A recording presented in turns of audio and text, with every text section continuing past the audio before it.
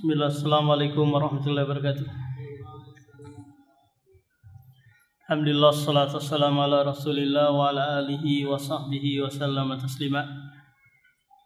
Nah, melanjutkan kembali membacakan hadis-hadis Rasulullah yang berkaitan tentang salat.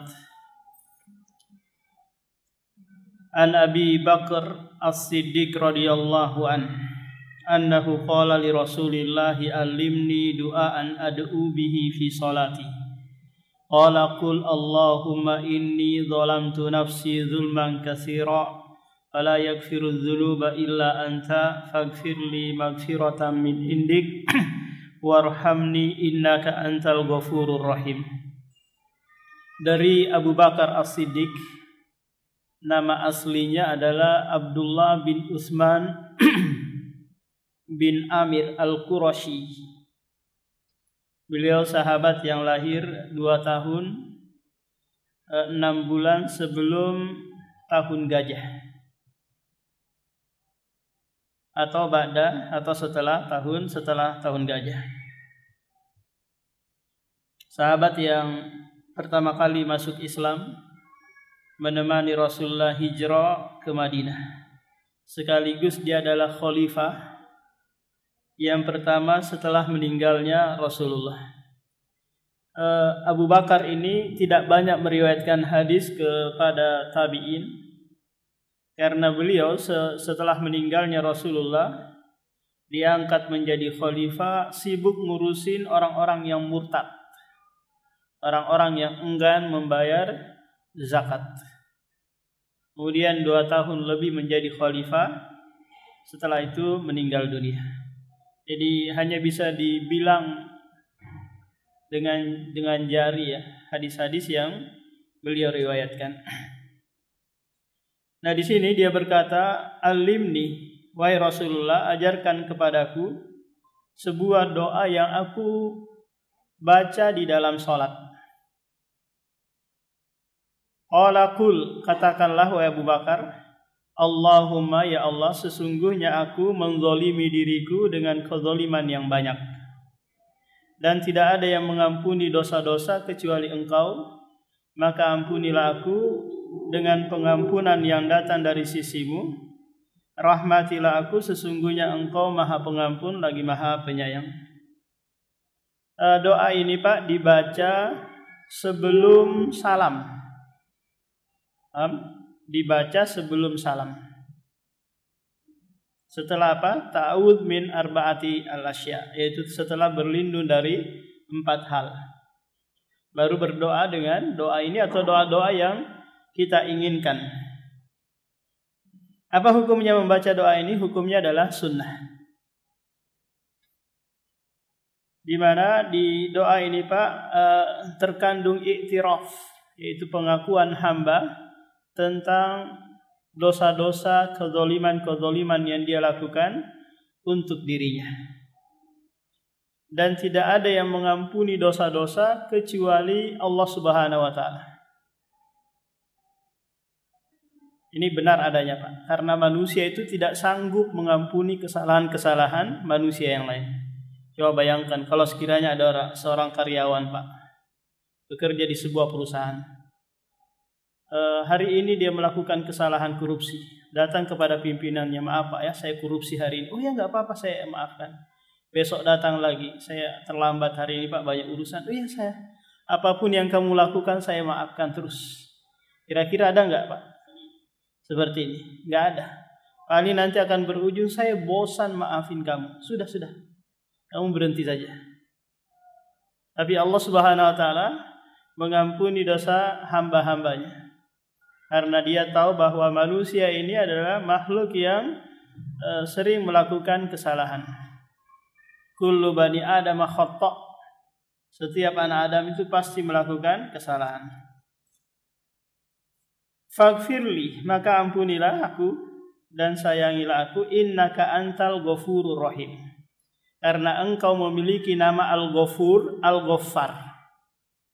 Konsekuensi dari nama ini Pak, pasti dia mengampuni.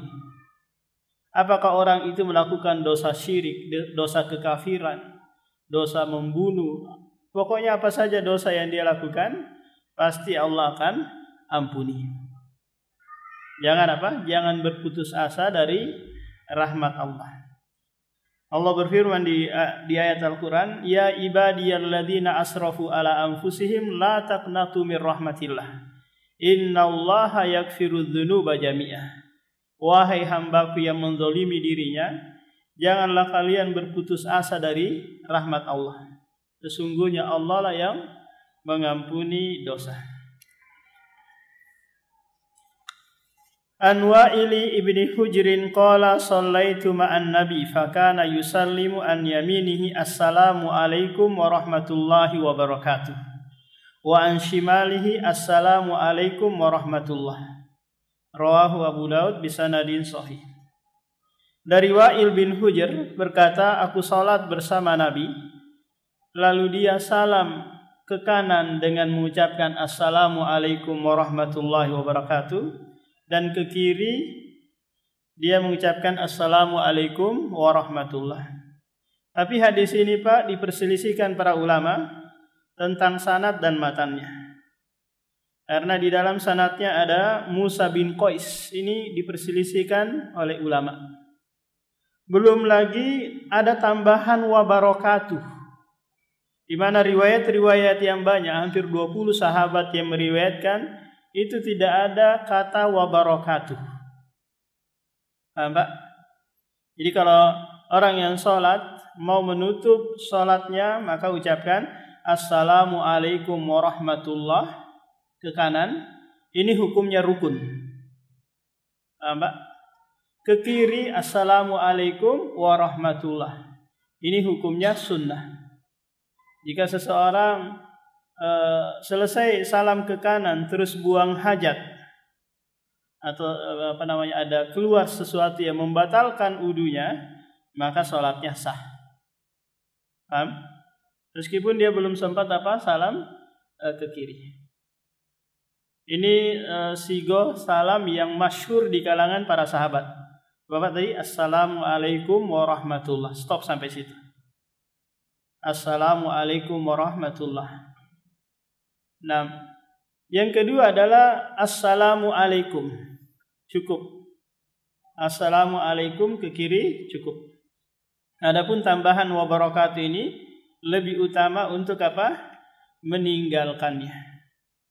Beda halnya kalau kita di luar sholat, Pak. Kalau di luar sholat makin lengkap makin bagus. Karena assalamualaikum itu 10 pahala. Wa assalamualaikum warahmatullahi 20. Assalamualaikum warahmatullahi wabarakatuh 30. Yang melontarkan hukumnya sunnah, yang menjawabnya hukumnya wajib. Kalau dia jawab waalaikumsalam 10 dia dapat.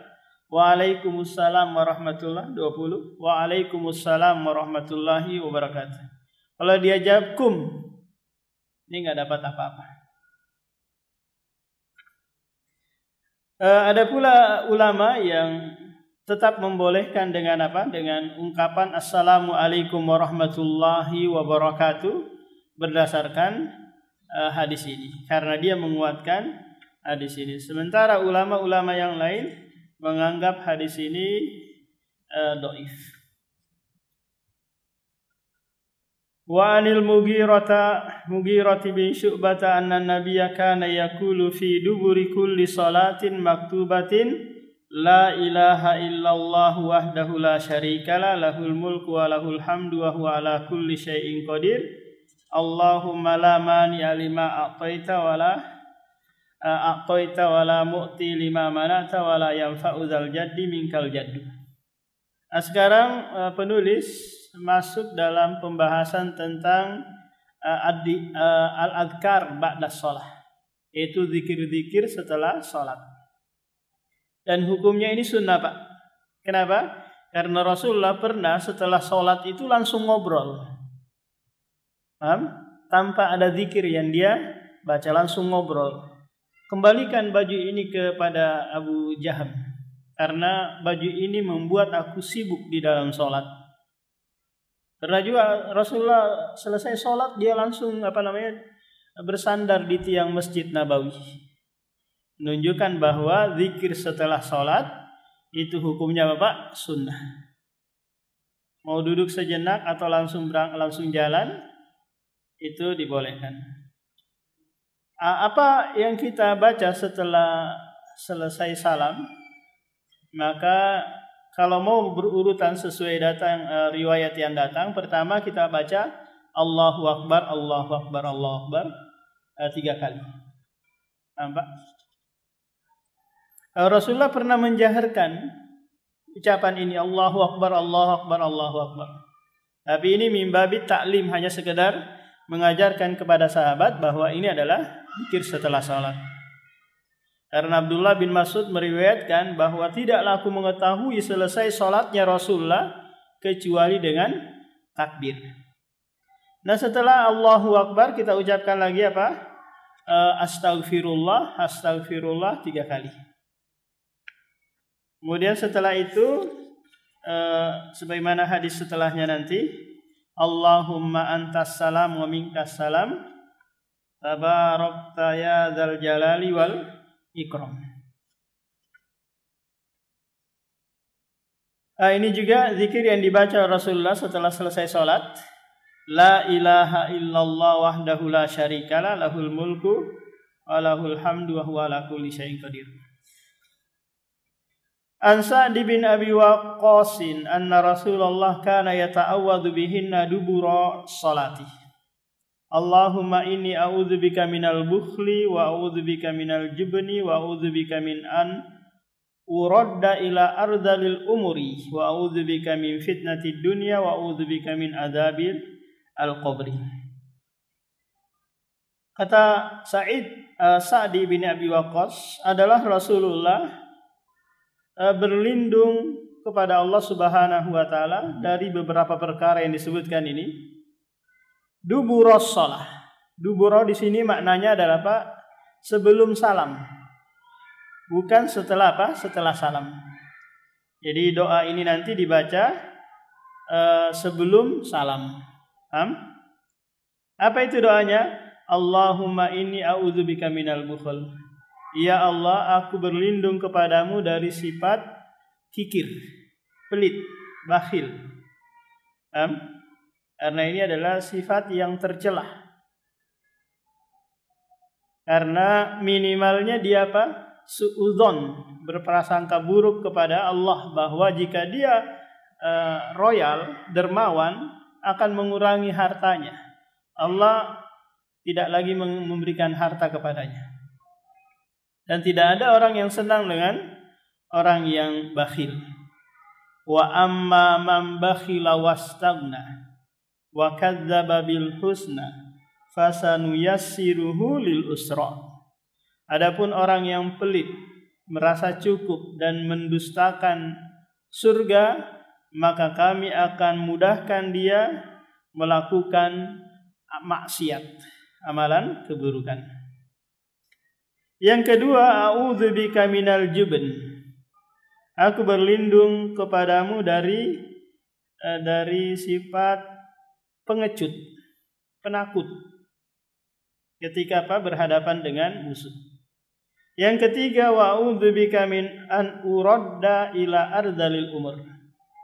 Aku berlindung kepadamu dari dari sifat pikun, dikembalikan kepada ardalil umur, di mana orang yang pikun itu tidak lagi layak lamu mimba di syai'in ilma. Dia tidak lagi mengetahui sesuatu yang sebelumnya dia ketahui.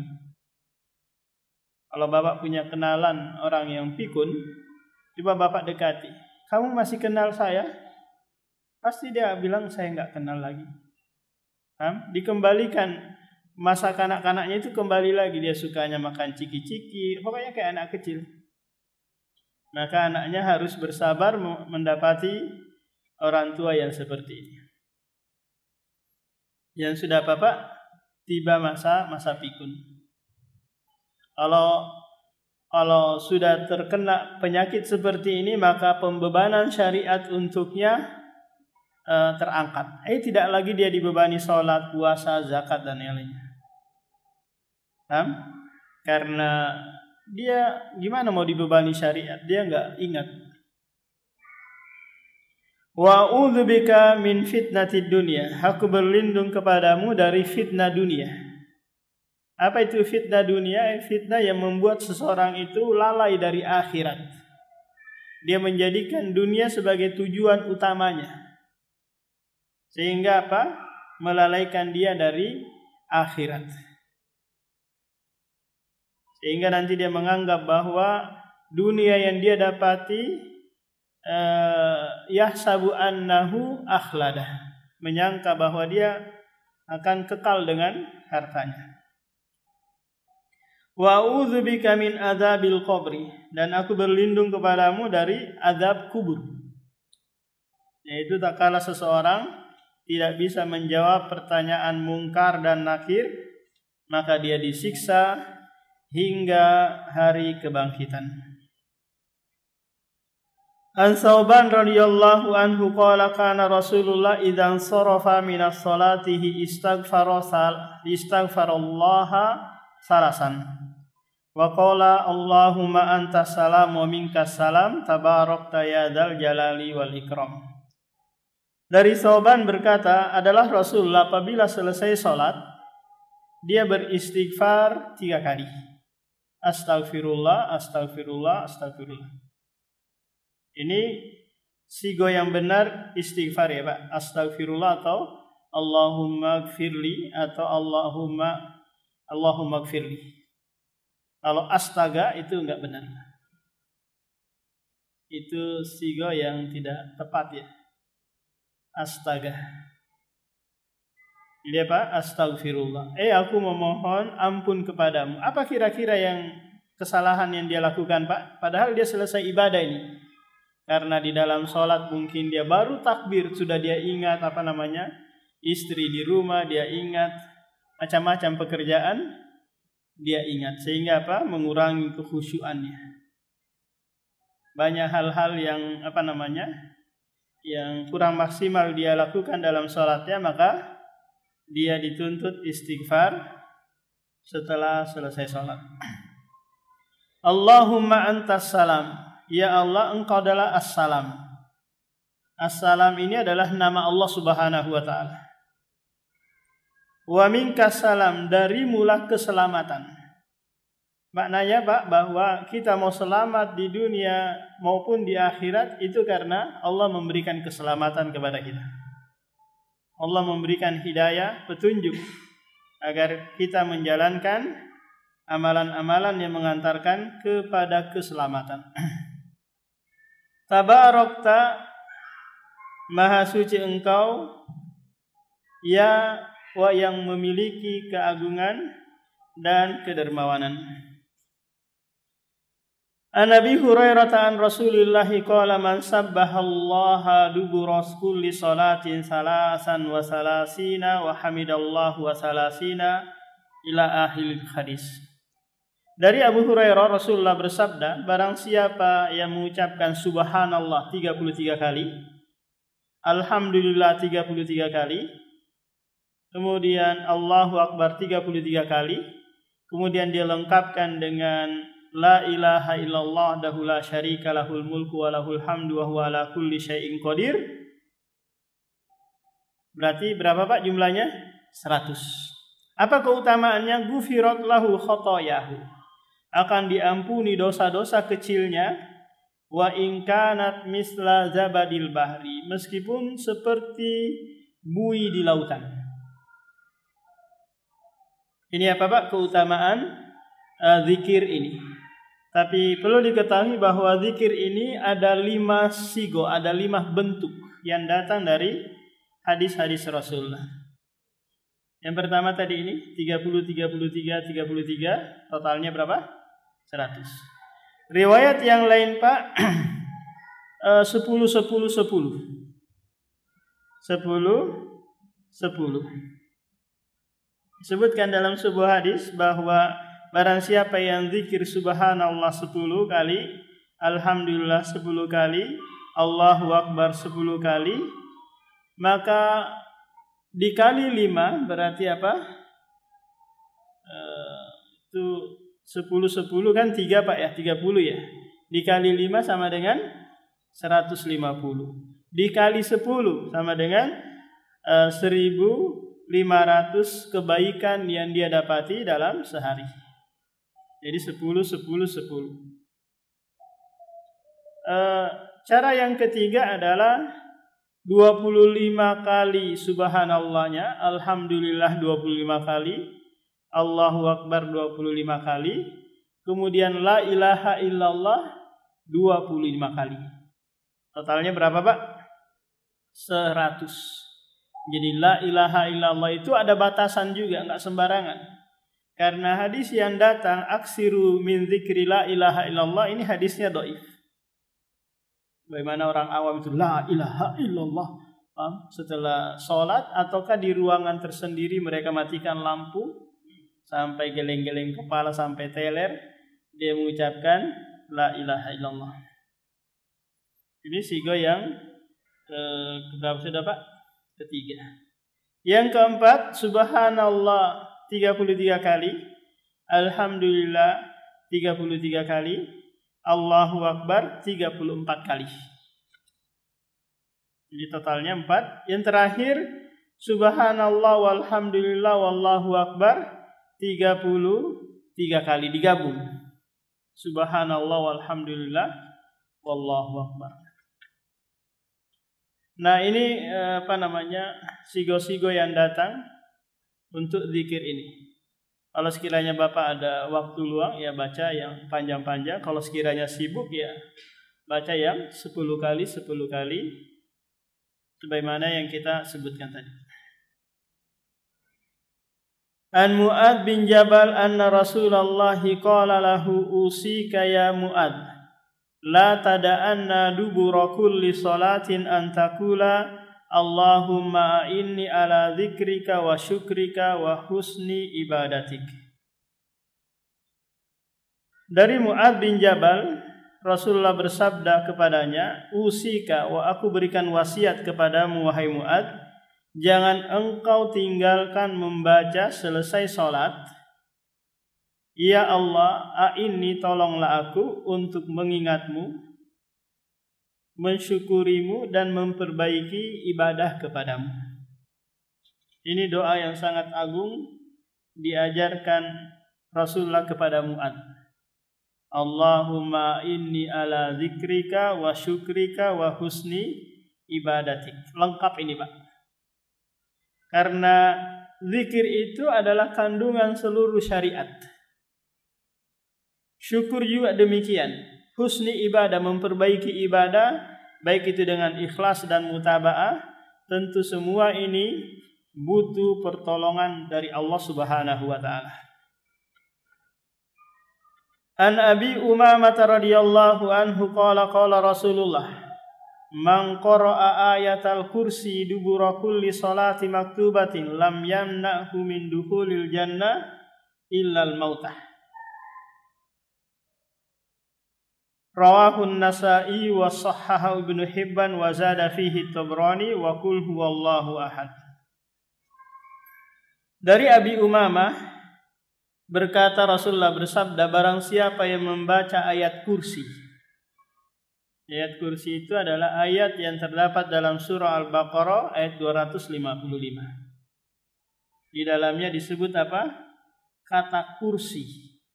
Kursi ini adalah maudhi'u qadamair rahman, tempat kaki kedua kaki Allah Subhanahu wa taala.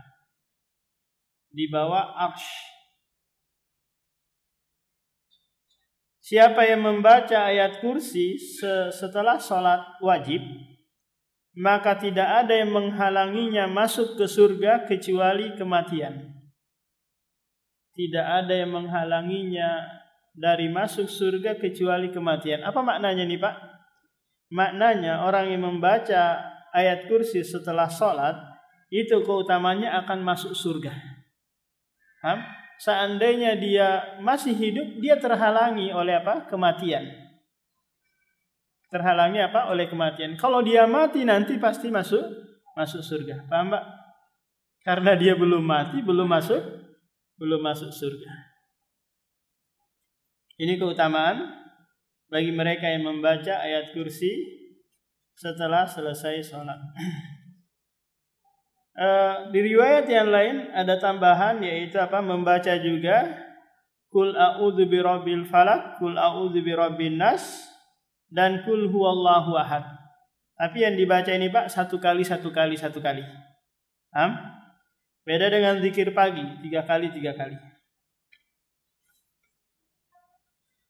An Malik ibn al-Huwairisi qala Rasulullah sallu kama ra'aitumuni usolli. Rawahul Bukhari.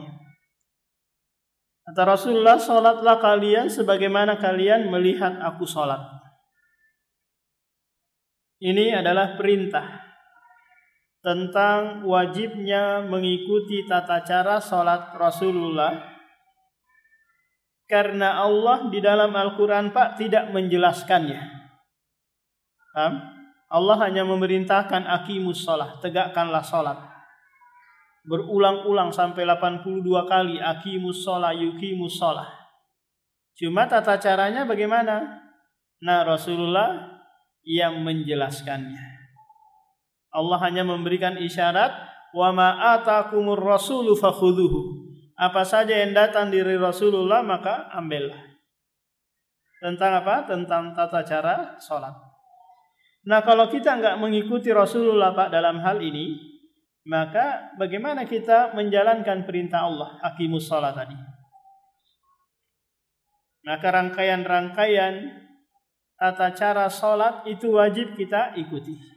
Cuma tadi dalam rangkaian sholat itu ada yang rukun, ada yang wajib, ada yang sunnah. Kenapa ulama membagi-bagi ini? Kalau sekiranya orang itu meninggalkan karena lupa, itu saja masalahnya. Paham? Kalau meninggalkan dengan sengaja bahaya. Tapi kalau karena lupa nanti dia tinggalkan, baru ada konsekuensinya. An Imran bin Husain qala lin nabiyyu sholli qa'iman fa illam tastati fa qa'idan fa illam tastati fa alajan. Dari Imran bin Husain berkata, tatkala Rasulullah mengunjunginya di saat beliau sakit ini, lalu Nabi berkatanya, salatlah dalam keadaan berdiri. Jika tidak mampu, salatlah dalam keadaan duduk. Jika tidak mampu lagi, salat berbaring, membaringkan ke sebelah kanan gitu, ke arah kiblat. Ini tata cara sholatnya orang yang sedang sakit. Kalau dia duduk nanti sholat dalam keadaan duduk Pak, dia duduknya murabba. Murabba itu duduk sila. Kalau nggak bisa sila karena nggak bisa ditekuk lututnya, maka julurkan kakinya ke depan. Kalau bisa duduk di atas kursi, ya duduk di atas kursi. Kalau sekiranya bisa berdiri sesaat gitu ketika takbir, nanti pas ruku yang agak sulit atau pas sujud yang agak sulit, maka nanti berdiri kemudian duduk pas mau ruku atau sujud. Nggak boleh ditinggalkan berdiri kalau sekiranya mampu untuk dilakukan. Karena dia rukun Pak. Lantas bagaimana kalau sekiranya 3 hal ini nggak bisa kita lakukan? Baring juga setengah mati sudah, karena badan kita koma mungkin. Nah, para ulama nanti berselisih tentang tentang isyarat dengan mata. Apakah ini disyariatkan atau tidak? Bagi mereka yang badannya nggak bisa bergerak, paham Pak? Dia matanya masih berkedap-kedip gitu ya. Sementara dia mau sholat, apakah nanti dia menggunakan isyarat mata? Ini terjadi perselisihan para ulama. Ada yang menganggap nggak usah. Pembebanan sholat pada orang seperti ini sudah nggak. Sementara nggak dulu. Paham? Ada juga yang tetap mengatakan dia sholat semampu dia. Sholat dengan dengan isyarat mata. Paham Pak? Han Jabir anna nabiyya qala limaridin shalla ala wisadatin farama biha wa qala shalli alal ardi in istata'ta wa illa fa'umi ima'an waj'al sujudaka ahfadha min ruku'ik.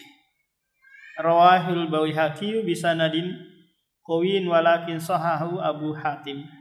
Ini tentang salat orang yang sakit juga, Pak. Kalau memungkinkan dia masih bisa duduk di atas lantai, maka nggak boleh ada yang membatasi dia, mungkin bantal atau kursi, duduk di lantai saja. Kalau memungkinkan dia sujud ke tanah, ke lantai, itu lebih utama daripada apa? Dia dengan isyarat kepala. Nah, kalau nggak memungkinkan sujud ke lantai, maka barulah nanti sujudnya lebih rendah daripada apa? Daripada rukunya. Apa? Untuk membedakan antara apa? Antara ruku dan sujud. Kalau rukunya sekian kemiringannya, maka lebih turun lagi kalau apa? Kalau sujud.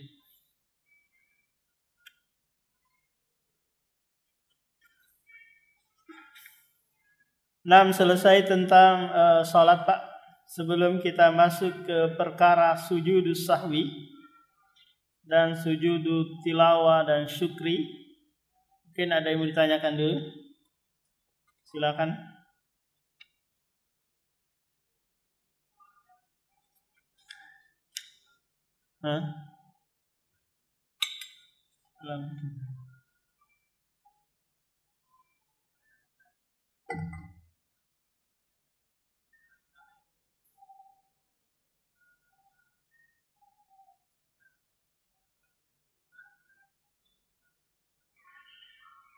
Apa Pak nggak dengar?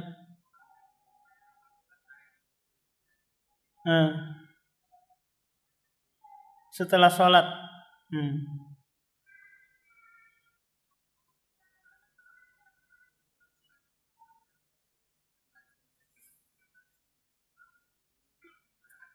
Iya.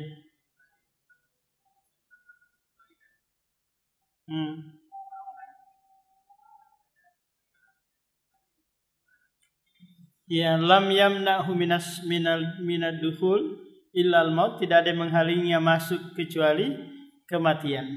Ini apa? Keutamaan. Ini keutamaan, Pak. Tapi di sana tentu masih ada proses hisab mizan di padang mahsyar. Paham? Tapi kalau sekiranya nanti dia rajin baca ini, di samping itu dia banyak melakukan dosa juga, maka tentu ada perhitungan di sana. Karena nggak ada istilah Pak masuk surga dulu kemudian dikeluarkan lagi untuk disiksa ke dalam neraka, nggak ada. Yang ada itu masuk surganya belakangan, mungkin karena banyak dosanya sehingga apa dibersihkan dulu di neraka jahanam. Pasti masuk surga, cuman mungkin disiksa dulu di neraka jahanam.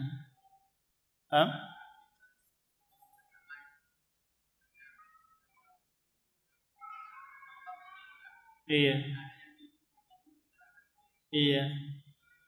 Kullu ummati yadkhulunal jannah. Setiap umatku pasti akan masuk surga.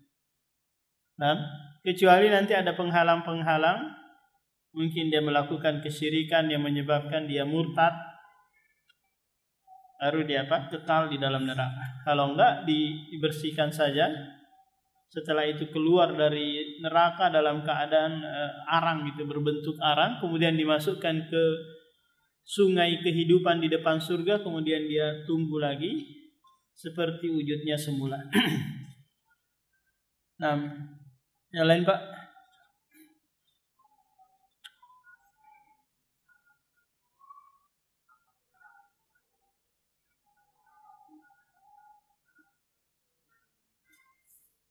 Mengenai doa, boleh yang datang dari Al-Quran, datang dari hadis, atau datang dari diri kita sendiri, bahasa Indonesia atau bahasa Jawa gitu.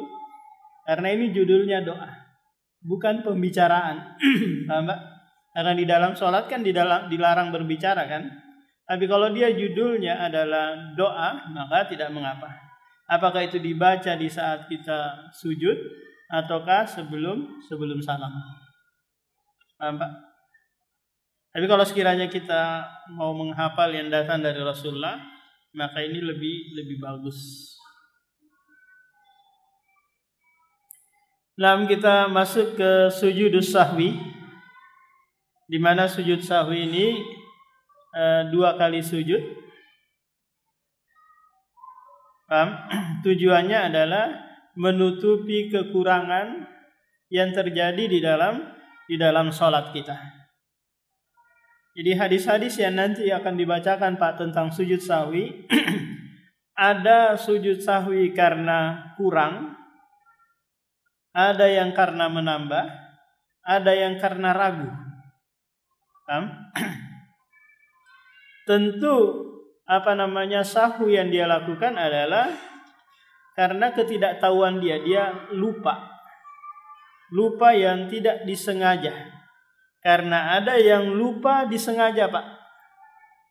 Disebutkan dalam surah Al-Ma'un itu, fawailul lil musallin alladzina hum an salatihim sahun. Ini dia sengaja ini, yaitu mengakhirkan waktu sholat sehingga dia sholat di luar waktu. Paham? Sahunya di sini sengaja.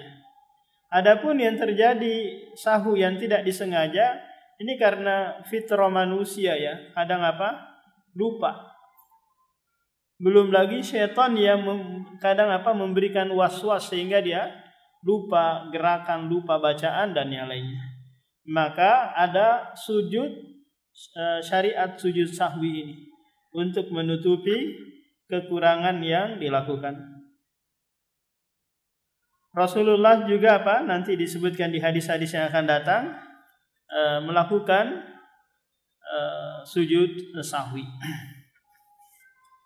An Abdullah bin Buhaina anna Nabiyya shalla bihimudz zuhra faqama fi raka'atainil ulayaini. Abdullah bin Buhaina menceritakan bahwasanya Nabi pernah sholat duhur. Di rakaat kedua dia langsung bangkit menuju rakaat ketiga. Walam yajlis, dan dia tidak duduk tasyahud awal. Faqaman nasu, lalu manusia berdiri bersamanya. Tidak mengucapkan subhanallah subhanallah. Karena yang jadi imam Rasulullah mungkin ada hal-hal yang berubah atau apa gitu. Langsung mereka ngikut. Faqadha sholatul, Rasulullah menyelesaikan sholatnya, wantadaron nasu taslimahu, lantas manusia menunggu kok enggak salam ini. Kabbaro, dia bertakbir Allahu Akbar dalam keadaan duduk, kemudian sujud 2 kali. Sebelum salam, kemudian dia salam. Pelajaran yang diambil dari hadis ini, Pak, bahwa jika kita lupa sehingga meninggalkan hal yang wajib dalam sholat, maka kita wajib sujud sahwi. Yang ditinggalkan Rasulullah di sini adalah tasyahud awal. Tasyahud awal itu hukumnya wajib. Beda kalau yang dia tinggalkan tasyahud akhir. Ini hukumnya rukun. Maka dia harus mendatangkan 1 rakaat full. Dan salamnya sujud sahwinya di sini sebelum sebelum salam. Kenapa? Karena Rasulullah mengurangi. Kalau nanti menambah sujud sahwinya setelah salam, sebagaimana hadis setelahnya. An Abi Hurairah qala shallan nabiyyu ihda salatil asyi raka'ataini thumma sallama thumma qama ila khoshabatin fi muqaddamil masjid. Wada'a yadahu 'alaiha wa fil qawmi Abu Bakrin wa Umar. Rasulullah pernah salat asar. Salat asar itu kan 4 rakaat, Pak. Di rakaat yang kedua setelah tasyahud, Rasulullah langsung salam. Kemudian berdiri, enggak zikir, langsung nyender di tiang masjid bagian depan. Sementara di kalangan makmum itu ada Abu Bakar, ada Umar. Fahaba ayyat yukallima, enggan untuk berbicara. Kenapa ini? Lalu manusia ada yang segera keluar gitu, enggak mikirin kenapa-kenapanya, langsung aja dia pulang. Faqalu, sebagian manusia lagi, sebagian sahabat lagi ada berkata, aku sirotis sholat. Apakah sholat ini dikosor ya? Kok 4 rakaat jadi 2 rakaat aja? Warajulun yad'un Nabi Dzal Yadain. Nah, ada satu sahabat yang Nabi sering menggelarinya dengan apa? Dzul Yadain, yaitu pemilik tangan panjang. Karena tangannya apa, Pak? Panjang. Kalau tangan panjang di kita apa? Pencuri ya. Enggak, ini hakikat, benar dia panjang tangannya. Faqala, dia ini yang memberanikan bertanya kepada Rasulullah. Anasita am kusiratis shalah? Apakah engkau lupa wahai Rasulullah ataukah memang salat dikosor? Faqala lam ansa wa lam tuksar. Aku tidak lupa dan salat tidak dikosor. Lantas apa ini? Salat jadi 2 rakaat aja. Jadi Rasulullah ini masih yakin bahwa yang dia kerjakan itu sempurna. Paham Pak? Dia yakin betul bahwa salatnya sempurna. Cuma masalahnya makmum ini protes nih. Paham? Hanya ada satu makmum yang protes. Tapi Rasulullah tetap apa? Tetap pede, yakin bahwa apa? Salatnya sempurna. Faqala. Dalam riwayat yang lain dia bertanya kepada sahabat yang lain, Pak, akama yaqulu Dzul Yadain? Apakah sebagaimana yang dikatakan Dzul Yadain? Berarti muncul keraguan kan? Muncul keraguan. Yang tadinya yakin, sekarang apa? Muncul keraguan. Akhirnya apa? Meminta siapa nih yang sepakat atau sesuai dengan perkataan Dzul Yadain. Faqala, lalu yang lain juga berkata, bala, benar wahai Rasulullah. Qad nasita, engkau apa? Sungguh telah lupa. Fa shalla raka'ataini tsumma sallama. Kemudian Rasulullah maju dan sahabat yang tersisa masih ikut sholat 2 rakaat lagi bersama Rasulullah. Adapun yang sudah keluar ya sudah, enggak disuruh dipanggil lagi. Summa kabbara, kemudian dia bertakbir, fasajada misla sujudihi aw atwal, summa rafa'a rasahu fakabbara, summa wada'a rasahu fakabbara, fasajada misla sujudihi aw atwal, summa rafa'a rasahu wa kabbara. Jadi Rasulullah salam dulu, kemudian baru apa Pak? Baru sujud sahwi. Karena Rasulullah di sini apa? Menambah. Apa yang ditambah di sini Pak kira-kira? Yang ditambah di sini adalah salam sebelum sempurna sholat tersebut. Salam apa? Sebelum sempurna. Sehingga dia dianggap apa? Menambah. Maka Rasulullah sujud sahwinya setelah salam. Wa fi riwayatil muslimin salat al-asr, yang dia lakukan ini adalah salat asar. Nah, demikian Pak, kita lanjutkan lagi pada pertemuan berikutnya. Subhanakallahumma wa bihamdika asyhadu an la ilaha illa anta astaghfiruka wa atubu ilaik.